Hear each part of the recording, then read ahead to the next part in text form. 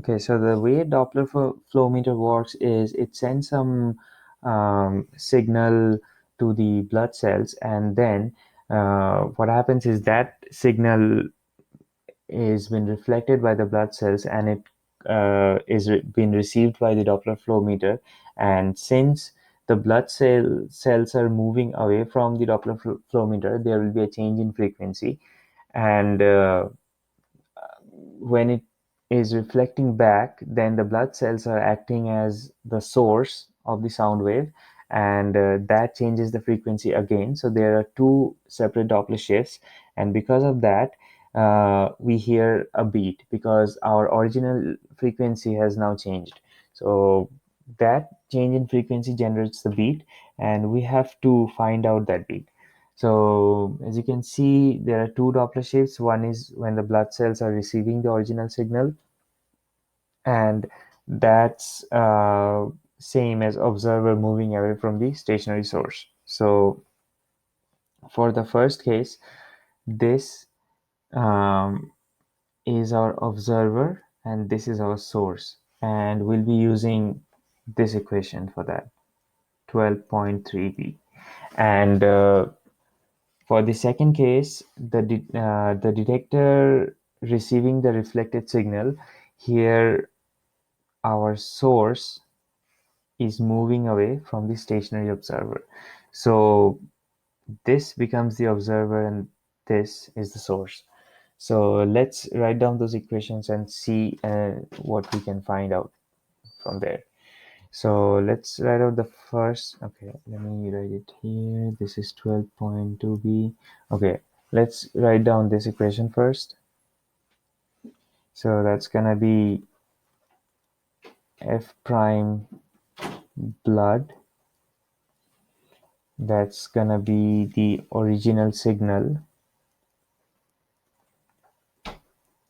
times 1 minus velocity of blood over velocity of sound. And so that's this. And equation 12.12b,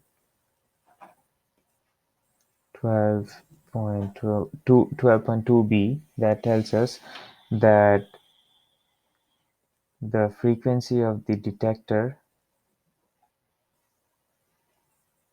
is equal to the frequency that we get from this equation. So that's blood divided by 1 plus velocity of blood divided by the velocity of sound wave. So we need to find to in order to find the beat frequency, we need to subtract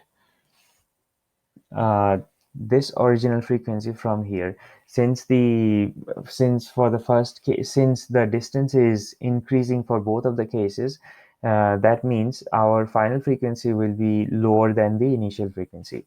So let's first figure out this part,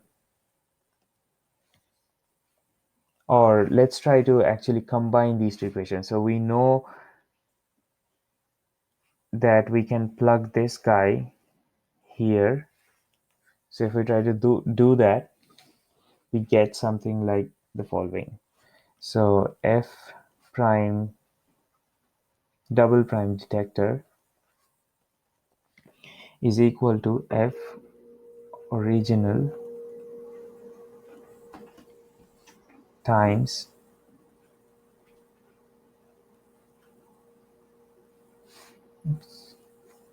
f original times 1 minus velocity of blood, velocity of sound divided by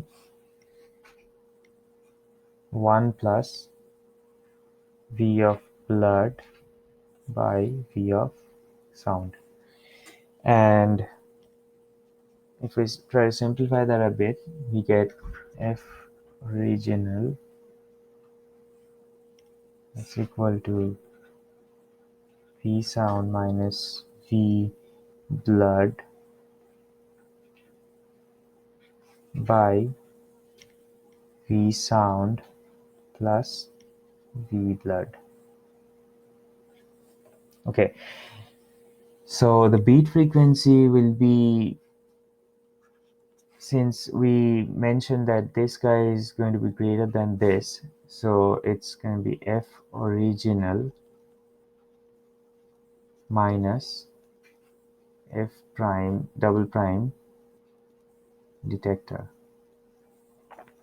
And if we plug in this value and try to this expression and try to solve for it, we'll have original minus F original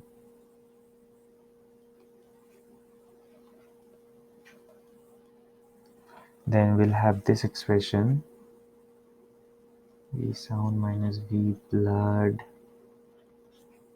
over V sound plus V blood, and that finally gives us F original twice of V blood over V sound plus V blood.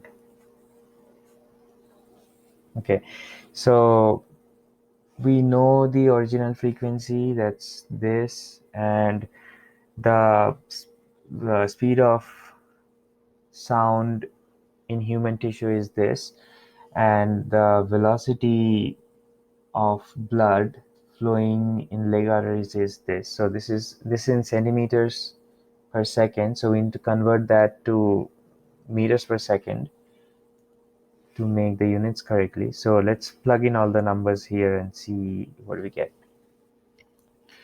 So we're converting, this is our beat. So we're converting hertz, megahertz to hertz, and that's going to be 3.5 times 10 to the power 6 hertz. Then we'll have twice of V blood, and we're converting that to centimeters, so 3.0. We're converting that to meters, sorry. So that's going to be to the power minus 2 divided by speed of sound 10 to the power 3 meters per second. It's going to be meters per second plus 3.0 times 10 to the power minus 2 meters per second. Right, so if we try to calculate it, we see our beat frequency comes out as 136.36 hertz. Thank you.